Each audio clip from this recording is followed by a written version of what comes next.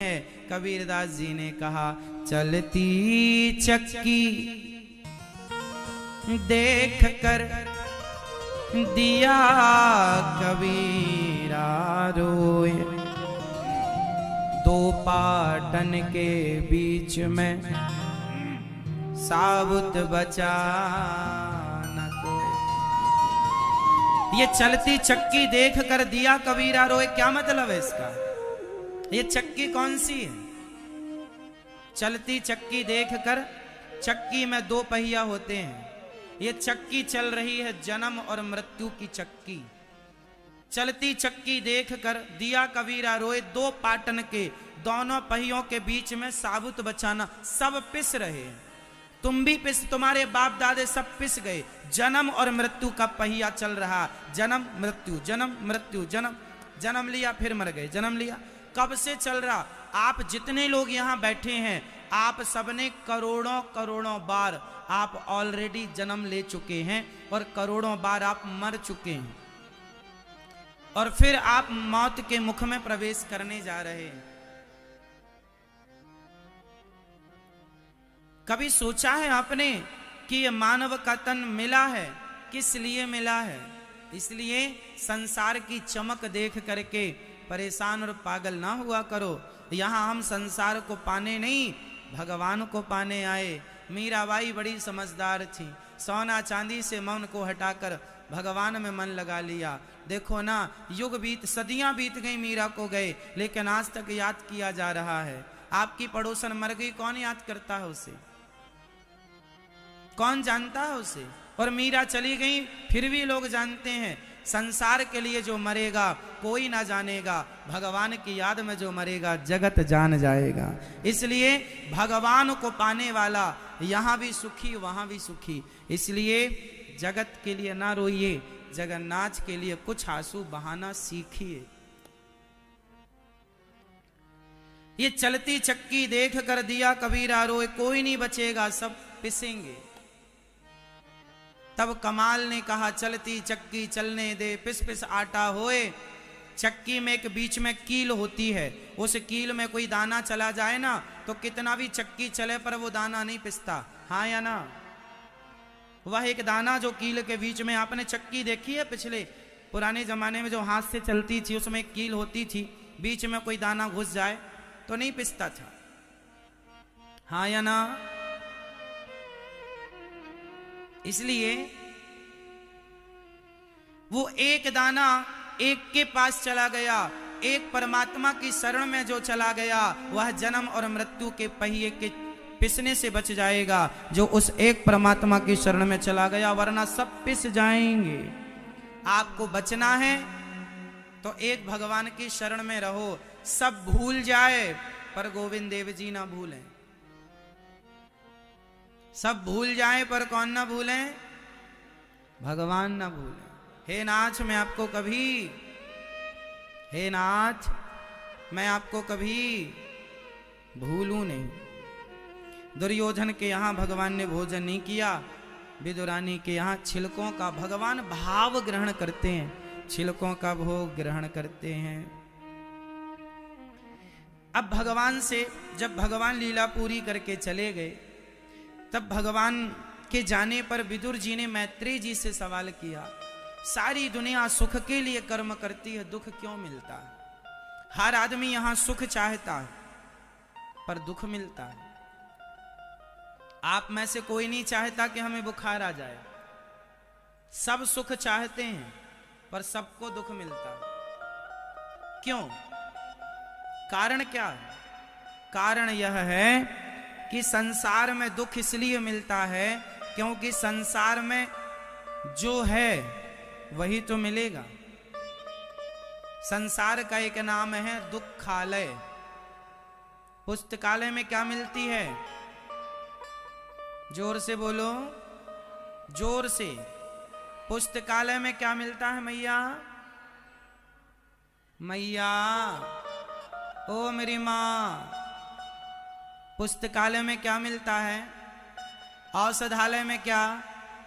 पुस्तकालय में पुस्तक, औषधालय में औषधि, भोजनालय में भोजन, तो दुखालय में क्या मिलेगा? संसार का नाम है दुखालयम, दुखालय। इस संसार को दुखालय कहते हैं। इस संसार में जो आएगा उसे दुख मिलेगा मिलेगा मिलेगा, बच नहीं सकता कोई। इसलिए आप जब जन्म लिए थे तो सबसे पहला काम आपने क्या किया था? आपको दुख मिला और आप क्या किए? रोए। हर व्यक्ति संसार में दुखी है, चाहे रिक्शा चलाने वाला हो, करोड़पति हो, सबसे पूछ लो, सब कहीं ना कहीं किसी ना किसी बात से दुखी सब असंतुष्ट हैं, सब परेशान हैं। धन से सुख मिलता तो चलो धनी आदमी सुखी हो जाता, पर मिला कहां? इसलिए सुख धन में कभी था ही नहीं। धन तो जरूरत पूरी करने वाला है, धन होना चाहिए सबके पास, परंतु आप सोचें कि धन से सुख मिलेगा तो यह गलतफहमी हटा दीजिएगा। संसार में दुख मिलेगा। यदि दुख से बचना है तो भगवान की शरण में जाओ। पिसने से बचना है तो एक परमात्मा के सदा भगवान के बनकर रहो, भगवान के लिए जियो, भगवान के लिए मरो, भगवान के लिए रहो, तब आप संसार के दुखों से बच सकते हैं, वरना बचना बड़ा कठिन है। भगवान ने सृष्टि क्यों की? सबसे पहले भगवान, अब मैं सृष्टि क्रम सुना रहा हूं, सुनिएगा। सबसे पहले बताओ, जब आप नहीं थे तब कौन था? मैया, जब आप लोग नहीं थे तब कौन था? बताओ। जब हम में से कोई नहीं था तब कौन था? एक भगवान। सबसे पहले जो भगवान थे उनका नाम क्या है? मैया बताओ। उन भगवान का नाम बताओ जिन भगवान से सृष्टि शुरू होती है और प्रलय होता है तो पूरी सृष्टि उनमें, पूरा ब्रह्मांड उनमें समा जाता है। वो कौन भगवान है? जिनसे शुरू होता है और जिनमें जाकर सब समा जाता है। कौन है? भगवान श्रीमन, भगवान नारायण से सृष्टि शुरू होती है। भगवान नारायण ने ब्रह्मा जी को उत्पन्न किया। ब्रह्मा जी की भ्रकुटी से भगवान शिव का जन्म हुआ, सनकादियों का जन्म हुआ, ऋषियों का जन्म हुआ, और ब्रह्मा जी के शरीर के दाहिने अंग से मनु और वाम अंग से शत्रुपा का जन्म हुआ। मनु शत्रुपा से सृष्टि प्रारंभ हुई। मनु शत्रुपा ने कहा, भगवान ब्रह्मा जी ने कहा सृष्टि करो। बोले पृथ्वी तो है नहीं। तब 12 भगवान प्रकट हुए ब्रह्मा जी से, और 12 भगवान ने हिरण्याक्ष को मारकर पृथ्वी की स्थापना की। बोलिए 12 भगवान की। 12 भगवान पृथ्वी को स्थापित करते हैं, और 12 भगवान ने मनु शत्रुपा के लिए पृथ्वी दी, और मनु शत्रुपा ने सृष्टि की। हम मनु की संतानें हैं, इसलिए हमें मनुष्य कहा जाता है। हमें मनुष्य क्यों कहा जाता है? बताओ, हमें मनुष्य क्यों कहा जाता है? जब आप मनुष्य लिखेंगे तो सबसे पहले मनु लिखना पड़ेगा, मनु, फिर श्य। तो मनुष्य इसलिए हैं हम क्योंकि हम संतान किसकी हैं? डार्विन ने कहा है हम बंदरों की संतान हैं। सही कहा कि गलत कहा? जोर से। डार्विन की थ्योरी सही है या गलत है? गलत है। बाकी थ्योरी सही हो सकती हैं पर यह गलत है। उन्होंने कहा कि हम बंदरों की संतान, हमें साइंस में पढ़ाया जाता है हम बंदरों की संतान हैं। गलत पढ़ाया जाता है साहब। वो रहे होंगे बंदरों की संतान, हम तो ऋषि मुनियों की संतान हैं। इसलिए हमारा गोत्र होता है किसी ना किसी ऋषि के नाम का गोत्र। आपका जो गोत्र है आप उन्हीं ऋषि की संतान हैं, इसलिए हम ऋषि मुनियों की संतान हैं। बंदर की संतान है, ये जो पढ़ाया जाता है पाठ्यक्रम में, गलत पढ़ाया जाता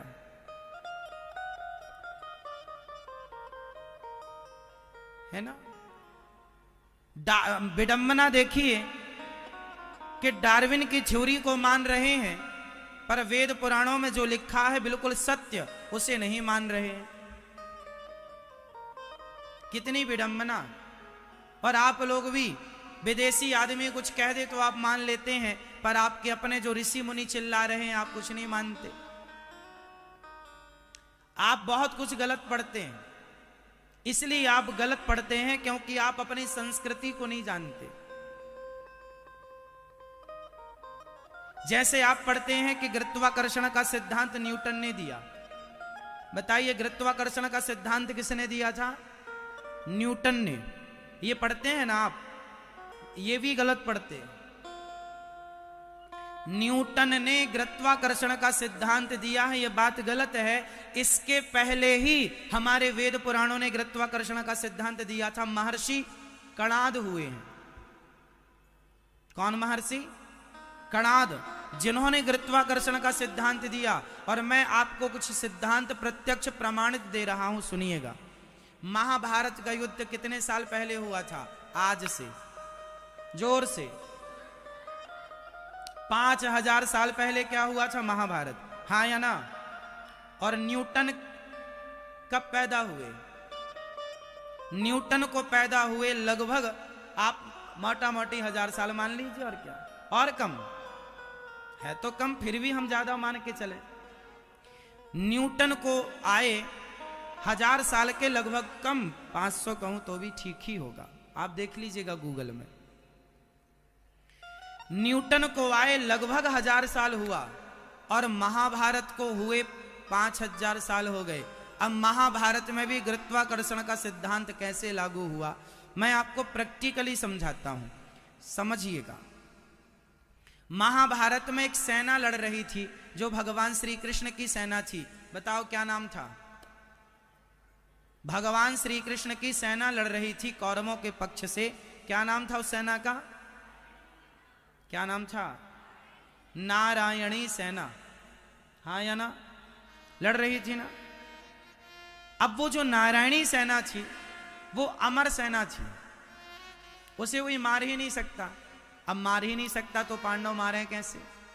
तब भीम भैया ने क्या किया, उस सेना को उठा उठा करके फेंकना शुरू किया।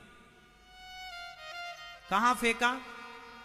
वहां फेंका जहां से गुरुत्वाकर्षण, पृथ्वी का गुरुत्वाकर्षण खत्म होता है, जहां सैटेलाइट स्थापित होती है, उस कक्ष में स्थापित कर दिया उनको। हाँ या ना?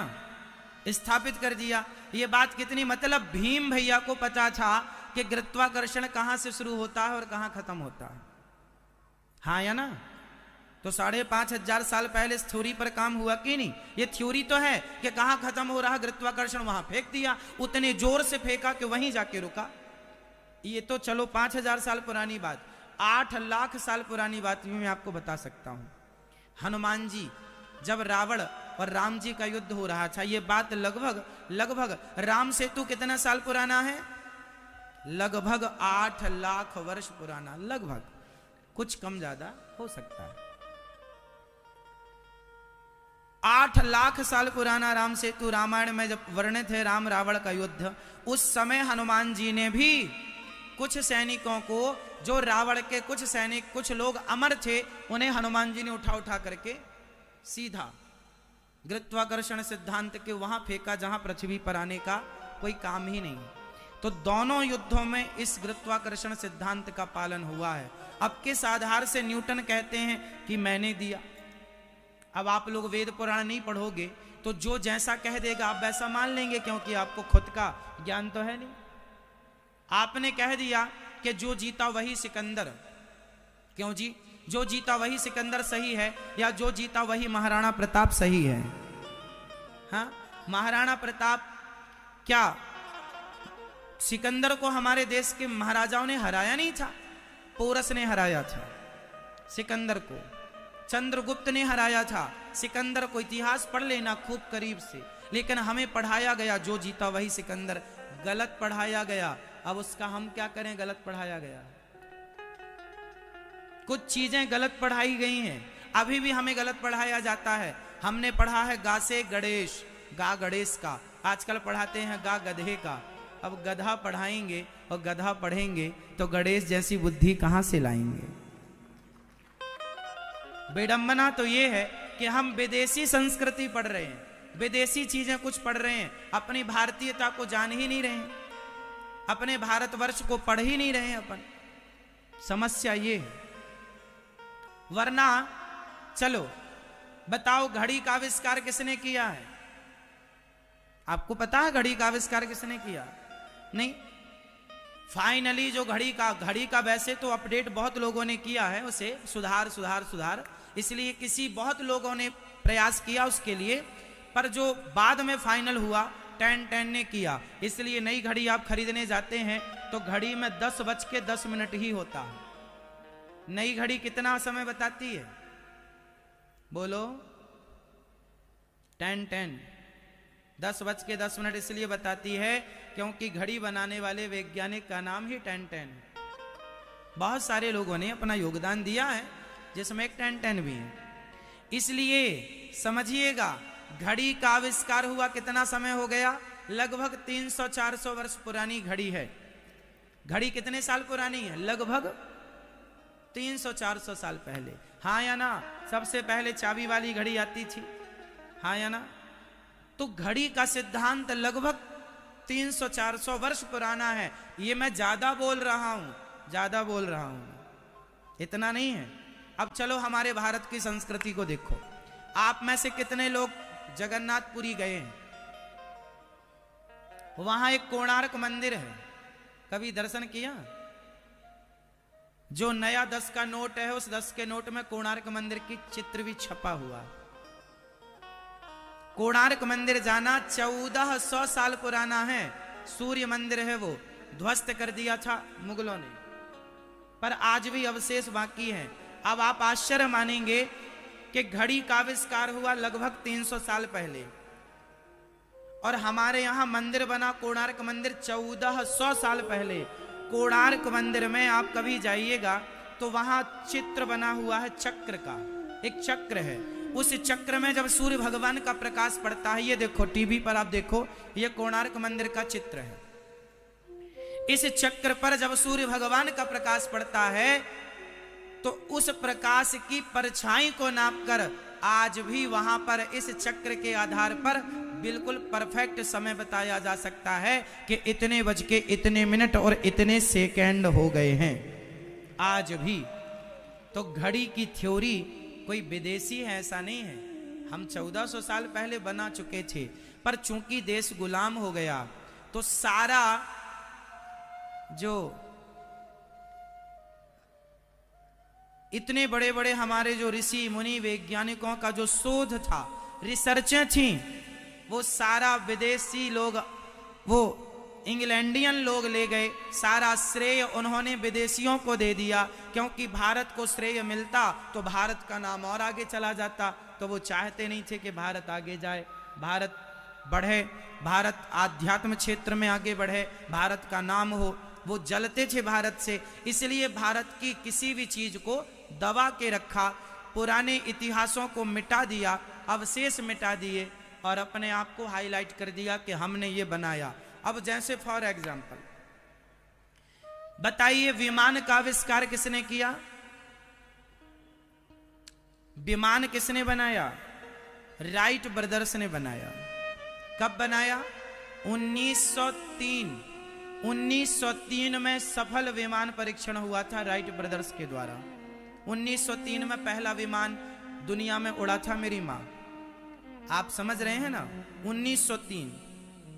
अब इतिहास के पन्ने पलटो तो भारत के एक वैज्ञानिक हुए हैं, दलपदे जी उनका नाम है, जो 1890 और 95 के दौर में उन्होंने एक विमान बनाया था और विमान बनाकर सफल परीक्षण किया। उस समय हमारा देश गुलाम था। अंग्रेजों को पता लगा, अरे भारत के लोगों ने उड़ने वाला विमान बना लिया, यदि इनका नाम हो गया तो हम लोगों पर दबाव बन जाएगा।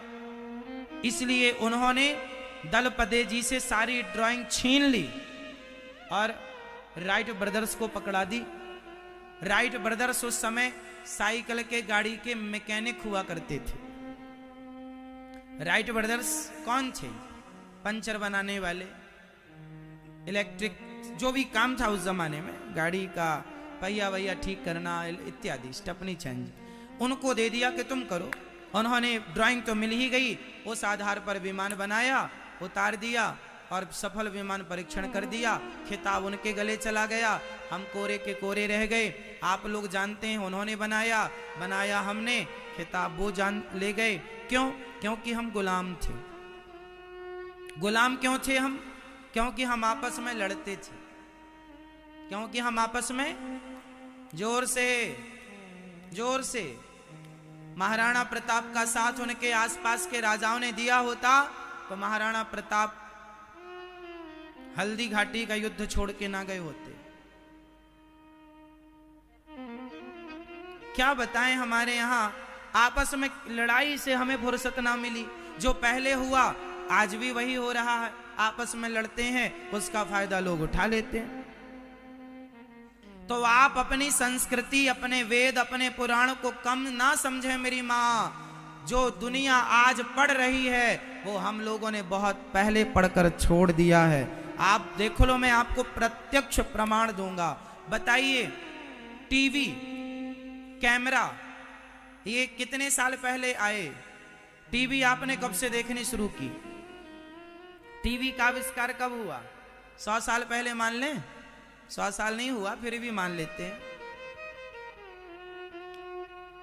हो गया होगा तो 200 साल मान लेते हैं, है ना? और क्या भाई, किसी को ये ना लगे कि कम ज्यादा। चलो मान लिया कैमरा, टीवी, रेडियो इत्यादि, ये सैटेलाइट इत्यादि। सैटेलाइट तो 1950 में पहली छोड़ी गई, उसके पहले तो एंटीना वगैरह दूसरे सिस्टम से काम होता था। तो कहने का अर्थ ये है कि टीवी जो है 200-150 साल पुरानी चीज है। हमारे भारत में तो देखो, जब हम छोटे थे तब हमारे गांव में पहली बार टीवी आई, सारे गांव के लोग टीवी देखने गए थे। फिर उस टीवी में सबसे पहला अच्छा धारावाहिक हम लोगों को रामायण ही सीरियल देखने को मिला, है ना? चंद्रकांता देखा था हम लोगों ने। आप लोगों ने देखा चंद्रकांता? ये शुरुआती दौर था। अब देखना, आप समझिएगा, महाभारत में भी इस टेक्नोलॉजी का उपयोग हुआ है। देखो, आज हम कथा जयपुर में कर रहे हैं और लोग दिल्ली, मुंबई, विदेश में भी टीवी पर सुन रहे हैं लाइव। बिल्कुल वही सुन रहे हैं जो आप सुन रहे हैं लाइव। इस टेक्नोलॉजी का प्रयोग 5,500 साल पहले कुरुक्षेत्र में हुआ था, हाँ या ना? कहा भाई? महाभारत चल रहा था कुरुक्षेत्र में और धृतराष्ट्र को संजय आंखों देखा हाल सुना रहे थे। कोई ना कोई डिवाइस तो लगी होगी, बोलो हाँ या ना? तो जिस टेक्नोलॉजी से आज हम गुजर रहे हैं ये हमारे यहां थी, पर इसके बहुत बड़े नुकसान होने के कारण इस टेक्नोलॉजी पर बैन लगा दिया गया था कि इस टेक्नोलॉजी के कारण प्रकृति असंतुलित हो रही है। जैसे आज भी ओजोन परत में छेद हो रहा है, पॉल्यूशन इतना है, इसलिए बैन कर दिया था सारी टेक्नोलॉजी और सिंपल जिंदगी प्रकृति के अनुसार लोगों ने जीना स्टार्ट कर दिया था। आप कितने भी 5G ले आओ, 6G ले आओ, 8G ले आओ, आने वाले समय पे सब आएगा, परंतु एक दिन वो भी आएगा जब आदमी इस टेक्नोलॉजी से ऊब जाएगा और शांति की जिंदगी जीना चाहेगा। भाई अब तो हरा भरा जंगल अच्छा है, ऊब गए हैं इस दुनिया से, ये व्यर्थ। एक दिन फिर देखना इसका फिर खत्म हो जाएगा, ये फिर एक सामान्य जिंदगी आदमी जिएगा, सब खत्म हो जाएगा। क्योंकि हर चीज का अति है तो अंत है, सबकी अति है तो जोर से अति है तो, इसलिए अभी अति हो रही है, अंत होगा, अंत होगा, सब फिर सामान्य पिछले समय जैसा सब हो जाएगा। हरियाली चारों तरफ। जनसंख्या कैसे कंट्रोल करेंगे भगवान? कोरोना के द्वारा। ऐसे फिर जब अति हो जाएगी, प्रकृति उजड़ जाएगी, जंगल उजड़ गए, नदियां बर्बाद हो गईं, प्रकृति इतनी असंतुलित हो गई, चिड़िया पक्षी सब मर गए। वो गौरैया जो तुम्हारे आंगन में नाचती थी फुदक फुदक कर, कहां चली गई गौरैया? सब खत्म हो गया। इसलिए जब परमात्मा करवट लेंगे ना, ये प्रकृति करवट लेगी तो फिर ठीक करेगी। इसलिए पुराने लोगों ने पहले ही ठीक कर लिया था। तो जो साइंटिफिक बातें हैं वो हमारे शास्त्रों में ही हैं, हमारे वेद पुराणों में ही पुष्पक विमान जैसे विमानों का जिक्र मिलता है, अन्य किसी के ग्रंथों में नहीं मिलता। इसलिए सनातन संस्कृति सर्वश्रेष्ठ संस्कृति है। इसलिए धरा ये जिस पर घूम रही, हम उसी केंद्र के बिंदु हैं। गर्व से कहो हम हिंदू हैं, हम हिंदू हैं, हम हिंदू हैं, हम सनातनी हैं। अब मनु जी महाराज की 3 बेटियां हुई, आकुति, देवहूति, प्रसूति। आकुति का विवाह रुचि प्रजापति से हुआ, जिनके यहाँ यज्ञ नारायण भगवान प्रकट हुए। देवहूति का विवाह करदम जी से हुआ, जिनकी 9 बेटियां हुई, अनुसुईया, अरुंधति, कला इत्यादि, जो ब्रह्मा जी के 9 मानस पुत्रों से विवाही गईं। करदम जी की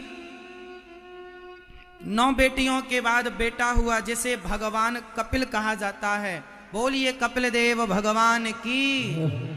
साक्षात भगवान 24 अवतारों में एक अवतार है कपिल देव जी का। कपिल देव जी के अवतार लेते ही करदम जी जाने लगे। देखो, जब बेटी और बेटा बड़े बड़े हो जाएं, बेटा बेटी, और बच्चे अपने कर्म में लग जाएं, काम धाम में लग जाएं, तो आपको धीरे धीरे आसक्ति हटा लेना चाहिए, मन को धीरे धीरे सबसे हटा लेना चाहिए।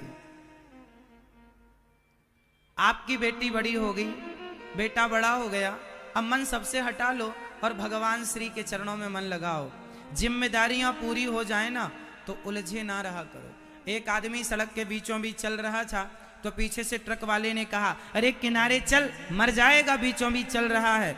उसने साइकिल छोड़ी, हरिद्वार चला गया। क्यों हरिद्वार चला गया? बोले कहा ट्रक वाले ने किनारा पकड़, बीचों बीच चलेगा, मर जाएगा। जिंदगी में बहुत बीचों बीच चल लिया, बुढ़ापा आ गया, थोड़ा किनारा पकड़ लो, भगवान में मन लगा लो, यही किनारा है। वो किनारा पकड़ लेंगे तो सदगति होगी, बीचों बीच मरेंगे तो कहीं के नहीं रहेंगे। इसलिए करदम जी सबसे मन हटाकर, जिम्मेदारियां पूरी हो गई, निकल गए। गृहस्थी कितने साल की होती है? फटाफट बता दो। गृहस्थी कितने वर्षों की होती है मैया? कितनी? हाँ, 50। गृहस्थी हमारे यहां 4 भाग हैं, ब्रह्मचर्य आश्रम, गृहस्थाश्रम, वानप्रस्थाश्रम और सन्यास। ये चारों आश्रम 25-25 साल के हैं। 25 साल तक ब्रह्मचारी रहो, 50 साल तक गृहस्थ रहो। इसका अर्थ क्या है? 50 साल तक रहो, संसार का भोग 50 साल के बाद धीरे धीरे खत्म कर लो। मन को भोगों से हटाकर पूर्ण रूप से मन को भगवान में समर्पित कर दो। मन को साधना है, ना कि मन को चंचल करना है। बताइए विवाह क्यों होता है? जयपुर वाले बताएंगे, क्योंकि जयपुर में किला बहुत है। बताइए विवाह क्यों होता? पत्नी क्यों जरूरी है और पति क्यों जरूरी है? पति के मायने क्या है और पति के मायने क्या है? पति पत्नी क्यों होते हैं? क्यों जरूरी है शादी करना? क्यों जरूरी है रिश्ता बनाना? फटाफट उत्तर दो इन प्रश्नों के। फिर यहाँ के जितने किले हैं ना, उन किलों से फिर हम ये बात आपको समझाएंगे। मैया बताओ विवाह करना क्यों जरूरी है? बताओ विवाह, राम जी ने विवाह क्यों किया? वशिष्ठ जी ने विवाह क्यों किया? बड़े बड़े हमारे यहाँ ऋषि मुनि भय हैं, गृहस्थ भय हैं, क्यों विवाह क्यों किया? वो तो ब्रह्मचारी भी रह सकते थे।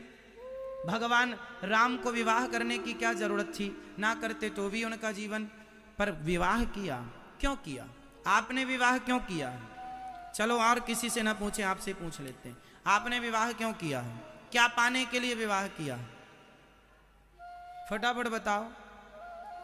हाँ, आपने विवाह क्यों किया? बताओ। अभी नहीं हुआ आपका? हाँ, सृष्टि चलाने के लिए। तो आप नहीं चलाएंगे तो सृष्टि चलेगी ही नहीं।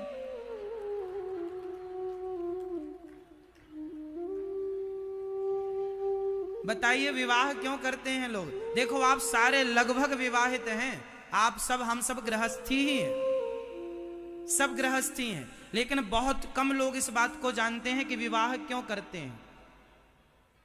कई लोग कहते हैं खाओ पियो मौज करो, मौज करने के लिए विवाह किया।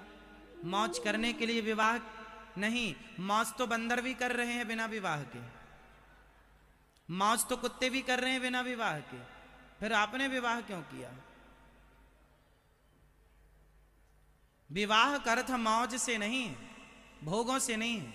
आइए आज इसके गंभीर अर्थ को समझते हैं, विवाह क्यों करना चाहिए और विवाह करने की जो परंपरा हमारे ऋषि मुनियों ने, हमारे बाप दादों ने बनाई है, वो कितनी साइंटिफिक है। हर चीज, हिंदू धर्म का यही तो विशेषता है कि हर चीज साइंटिफिक है। अब आप ना पढ़ें, ना अध्ययन करें, ना उस गहराई गंभीरता तक पहुंचे तो अलग सब्जेक्ट है कि आप पहुंचे ही नहीं। पर कारण क्या है, आओ समझते हैं। देखो, शादी होती है तो विवाह आपका जब हुआ, पत्नी आई तो आप पत्नी के संग रहे। पत्नी के संग रह करके क्या है ना, आप हैं पुरुष और वो है स्त्री। स्त्री और पुरुष के मिलन को ही विवाह कहते हैं, ठीक है। स्त्री के लिए पुरुष नया है और पुरुष के लिए स्त्री नहीं होती है। पुरुष स्त्री के बारे में जानना चाहता है, क्योंकि आदमी उसी के बारे में जानना चाहता है जो उसके पास नहीं होता।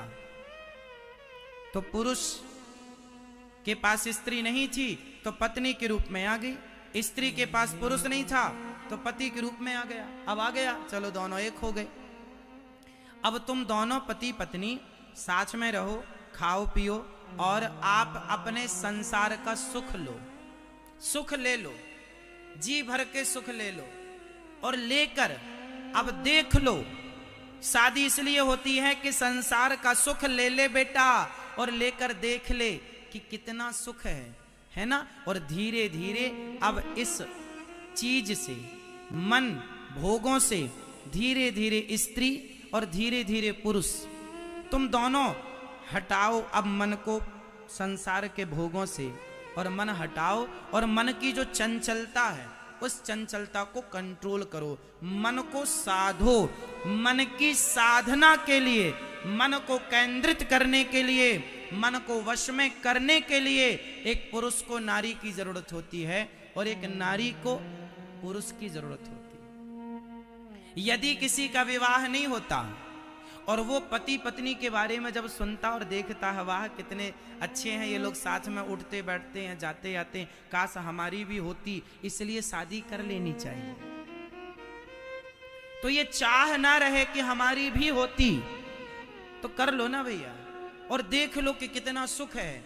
यदि शादी नहीं करोगे तो आपका मन किसी और महिला में जाएगा, किसी और पुरुष में जाएगा, तो किसी और महिला में जाएगा, किसी और पुरुष में मन जाएगा, तो आप व्यभिचारी कहलाएंगे, हाँ या ना।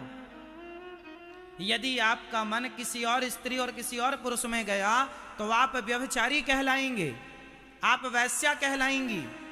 इसलिए हमारे ऋषि मुनियों ने, पूर्वजों ने विधान बनाया कि बच्चे व्यभिचारी ना बने, इसलिए इनकी जवानी आते ही इनके पास एक लड़की, एक स्त्री, एक पुरुष पति पत्नी के रूप में भेज दिया जाए, ताकि ये संसार का सुख लेकर अब धीरे धीरे मन को कंट्रोल करें। इस धरती पर हमने अपने मन को कंट्रोल करने के लिए, बंदर कभी अपने मन को वश में नहीं कर सकता, शेर कभी अपने मन को वश में नहीं कर सकता, लेकिन इंसान कर सकता है। और इंसान मनुष्य होकर भी आपने अपने मन को वश में ना किया तो इंसान होना व्यर्थ है आपका।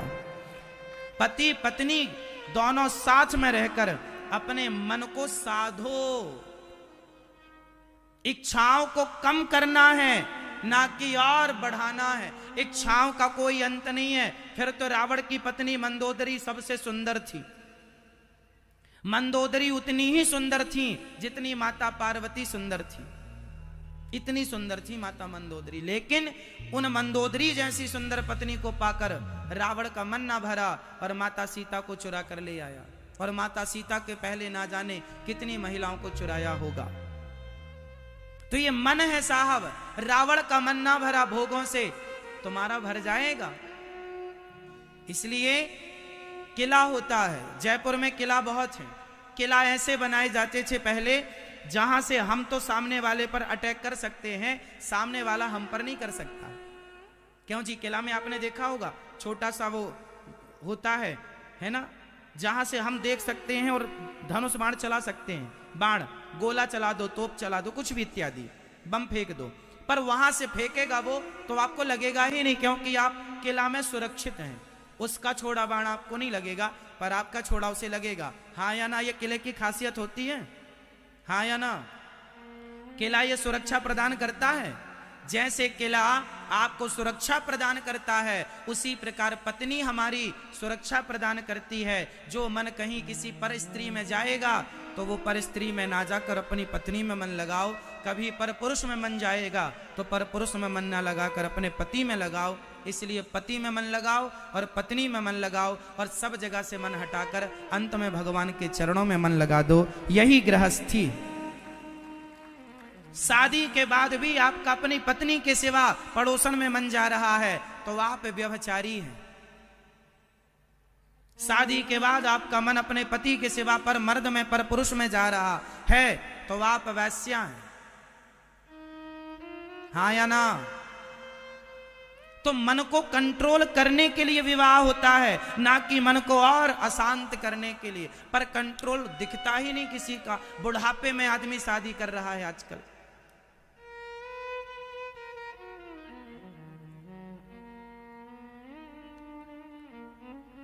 अब रही संतान, तो संतान का सुनो।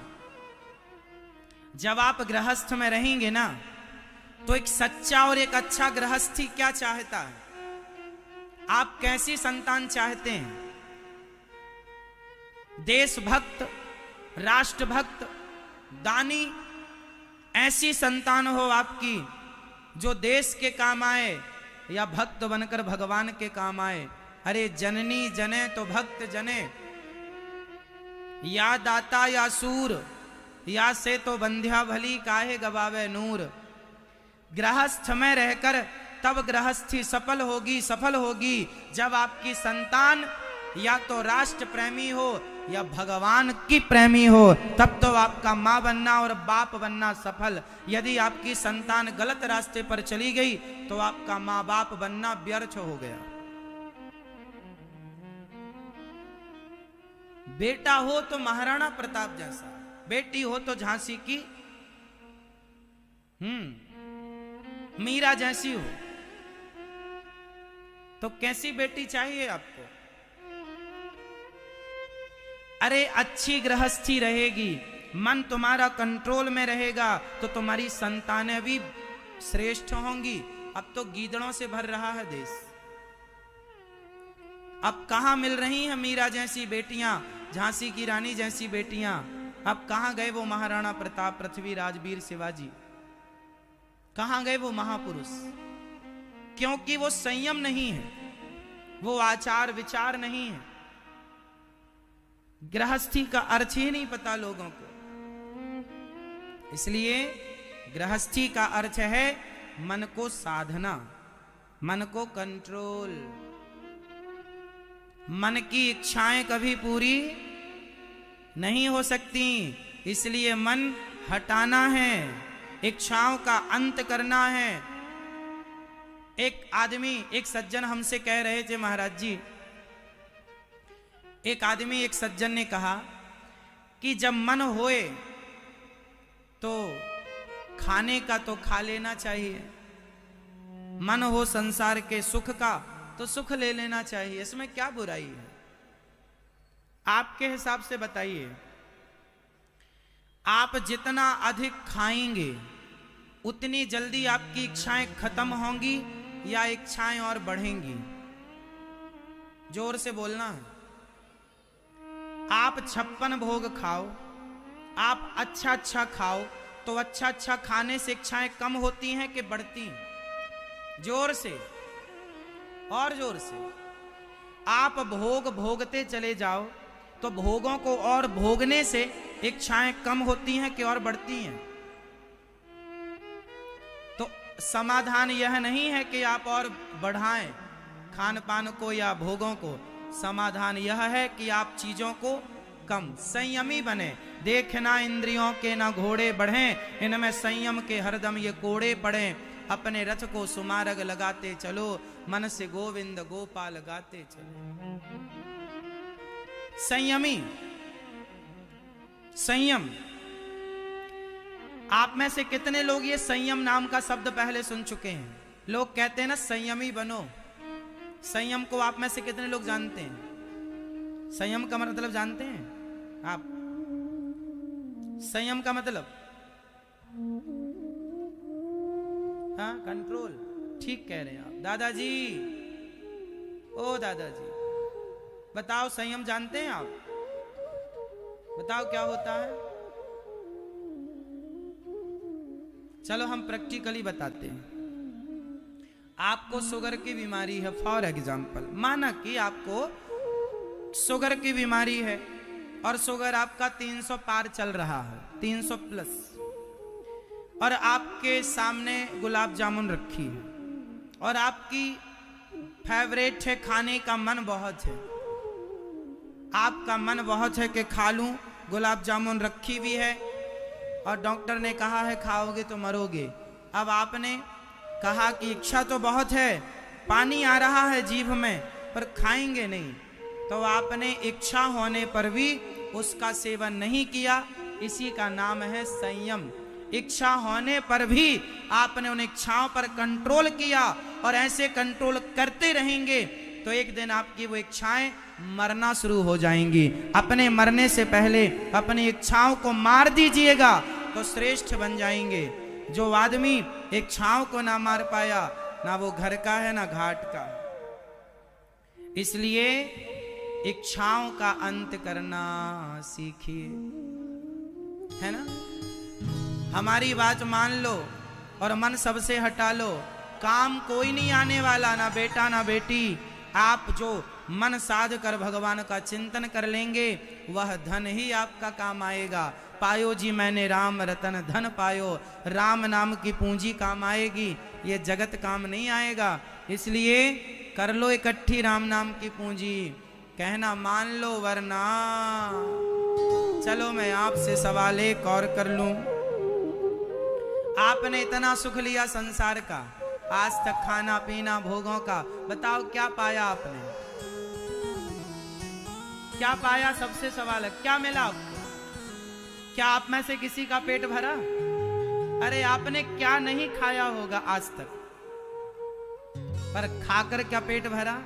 कितने बार संसार के भोगों को ना भोगा होगा, क्या पेट भरा?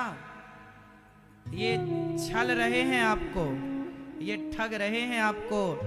चक्कर में ना पड़ जाना, सारी जिंदगी इसी में गुजर जाएगी। इसलिए कहता हूं कि तेरी एक दिन जमाई ले जाएगा, अकेली रह जाओगे मेरी माँ। साथ कौन देगा? आपका पाप और आपका पुण्य। पाप और पुण्य की गठरी संग जाएगी मेरी माँ। धनानि भूमौ पशवश्च गोष्ठे, नारी गृहद्वारि जनः श्मशाने,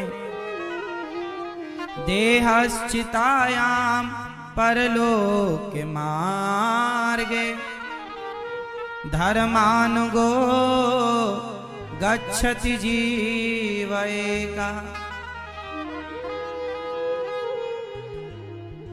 कौन साथ देगा? आपका धनाधन संसार तक साथ देगा। आपके घोड़ा गाय भैंस घोड़शाला गौशाला तक साथ देंगे। परिवार के लोग शमशान तक साथ देंगे। ये शरीर चिता तक साथ देगा। आपका पाप और पुण्य धर्मानुगो गच्छति जीवे कहा, आपका पाप और पुण्य आपका साथ देंगे। इसलिए गठरी या पाप की तैयार कर लो या पुण्य की, है ना मेरी माँ। कपिल देव जी, करदम जी महाराज समझ गए और मन सबसे हटाकर चले, भगवत चिंतन करने लगे। माता देवहूति कपिल भगवान से हाथ जोड़कर कहती हैं, आज कपिल भगवान ने अपनी माँ को जो ज्ञान दिया उसे सांख्य ज्ञान कहते हैं, सांख्य शास्त्र कहते हैं। माता देवहूति ने कहा, हे प्रभु, निर्विण्णा नितराम भूमन सदिंद्रिय दर्शनात्, मैं अपनी इंद्रियों की इच्छाएं पूरी करते करते थक गई हूं, पर इच्छाएं पूरी ना भई, बताओ मैं क्या करूं। तब कपिल भगवान ने कहा, मां, तितिक्षवः कारुणिकाः सुहृदः सर्वदेहिनां अजात शत्रवः शांता साधवः साधुभूषण। सहनशील संतों की संगति करो मां। देखो, मन आप सबका भागता है, भटकता है, मन को कंट्रोल करने का उपाय क्या है? सत्संग। जहां भी समय मिल जाए भगवान की चर्चा स्टार्ट कर दो, भगवान की कथा स्टार्ट कर दो। कपिल भगवान मां देवहूति को यही कहते हैं, मां, अपने मन को संतों में लगाओ और अपने आप को सहनशील बनाओ। तितिक्षवा, हृदय में करुणा, सबके प्रति दया, ऐसा भाव रखो मां। मां देवहूति ने कहा, प्रभु ये बताइए, भक्ति किसे कहते हैं? आज मैं आपसे पुनः एक सवाल, कितने सवाल पूछ पूछ के आपको परेशान करता हूं ना मैं, अब आप उत्तर दीजिएगा। बताओ, भक्ति किसे कहते हैं? यज्ञ करना भक्ति है, माला जपना भक्ति है, घर परिवार छोड़ के जंगल जाना भक्ति है। भक्ति किसे, क्या करें कि भक्ति हो? बताओ, भक्ति किसे कहते हैं? मैया, ओ मोबाइल वाली मैया, सुन लो मेरी माँ। हाँ, बताइए भक्ति किसे कहते हैं? मैया बताएंगी, मैया, ये मैया बताएंगी। बताओ मेरी माँ। हाँ, भक्ति किसे कहते हैं? भाव को, भाव को भक्ति कहते हैं। चलो आप बताओ, आपके हिसाब से वो सही होगा। आप बताओ, भक्ति की परिभाषा क्या, किसे कहते हैं भक्ति? मैया बता डालो फटाफट। भाव। आप बताओ, भक्ति किसे कहते हैं? मैया जा रही हो, जाते जाते बता दो भक्ति किसे कहते हैं। हाँ, चलो इसकी सटीक व्याख्या क्या है? कल को कोई आपसे पूछ ले कि भक्ति किसे कहते हैं, फिर जो आप सब कह रहे हैं सब ठीक है, पर वो सटीक नहीं। भक्ति किसे कहते हैं? भज सेवायाम धातु से भक्ति बनती है, सेवा को भक्ति कहते हैं। भक्ति का मतलब माला जपना ही भक्ति है, ऐसा नहीं है। माला भी जपिए, भगवान का नाम जपिए, अच्छा है, पर सेवा, आप यदि अपने माँ की सेवा कर रहे हैं चरण दबाकर, आप अपनी माँ की, पिता की हर बात को मान रहे हैं, उनकी आज्ञा का पालन करके उन्हें खुश रखते हैं, तो यह भक्ति है। पत्नी अपने पति को खुश रखती है तो यह भक्ति है। पति अपनी पत्नी को खुश रखता है, यह भक्ति है। आपके द्वार पर आया हुआ कोई अतिथि है, आप भरपेट भोजन कराते हैं, प्यासे को पानी पिलाते हैं, निर्वस्त्र को वस्त्र देते हैं, सेवा करते हैं, दीन दुखी जरूरतमंदों की, गरीब बेटियों का विवाह करवाते हैं, सब कुछ ये भक्ति ही है, सब भक्ति है। सिर्फ मंदिर जाना और भगवान का नाम जपना ही भक्ति है, ऐसा नहीं है।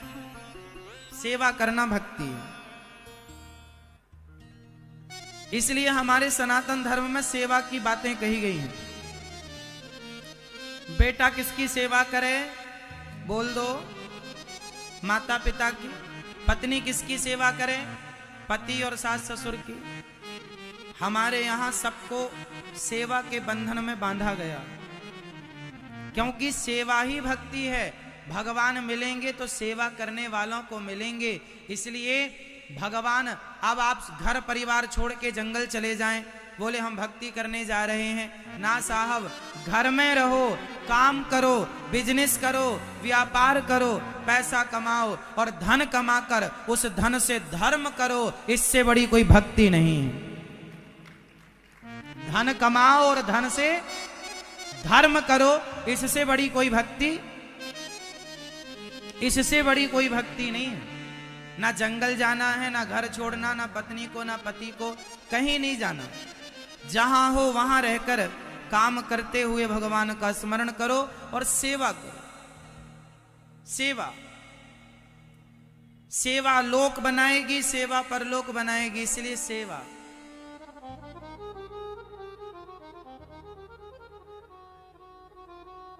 एक बेटा था, नाम था पुंडलीक। घटना है महाराष्ट्र की, सच्ची घटना है।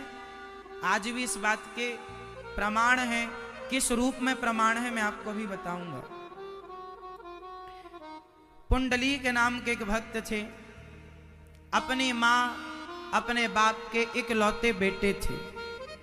बड़ा लाड़ प्यार मां करती और मां इतना लाड़ प्यार करती, मेरा बेटा एक ही बेटा है, कोई है नहीं सहारा।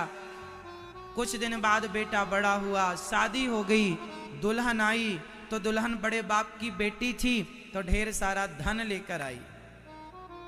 तो बेटी ने, मतलब दुल्हन ने अपने पति से कहा, सुनो अब जो हम कहें वही करना है। वो स्त्री के चक्कर में आ गया और वह अपनी पत्नी की बात मानने लगा। और बात मानना बुरा नहीं है, पत्नी की बात मानना बुरा नहीं है, पर पत्नी ये कहे कि तुम अपने माँ बाप को छोड़ दो, पत्नी की हर बात मानो, पर माँ बाप को छोड़ने का कहे ये बात पत्नी की कभी ना मानो। माँ बाप क्यों छोड़ें भाई? अब एक दिन माँ बाप को लगा, पुंडलीक के माँ बाप को लगा कि अब हमारा बेटा सुनता नहीं है, हमारी सेवा करता नहीं है, अब हम क्या करेंगे? यहाँ रहकर जाते हैं तीर्थ यात्रा करने, वहीं मरेंगे। अब घर पे मरने का जी नहीं करता।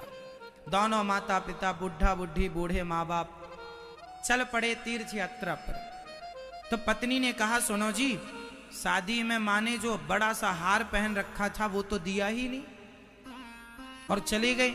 लगता है झोले में लेकर के गए हैं। जाओ आप देखना, जहां मौका मिल जाए तो झोले से हार लेके आ जाना, फिर ये बुढ़ा बुढ़ी मरे तो मरे।